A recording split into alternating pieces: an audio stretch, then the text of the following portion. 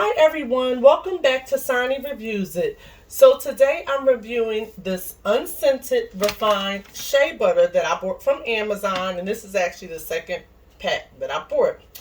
And I purchased it specifically to make my DIY with body butter.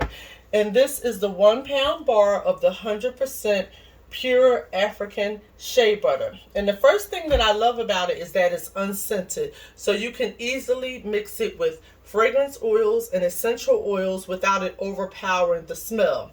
And the texture, as you can see right here, it's really smooth and it melts down easily, which makes it perfect for any DIY projects. And I used it on my body butters and it whipped up nicely and came out creamy and soft. And after using it on my skin, it left my skin feeling like super moist, especially on dry areas like my elbows and my legs and my feet. But overall, if you're into making homemade skincare products, this shea butter is definitely worth it. So don't forget to like, comment, and subscribe for more honest reviews.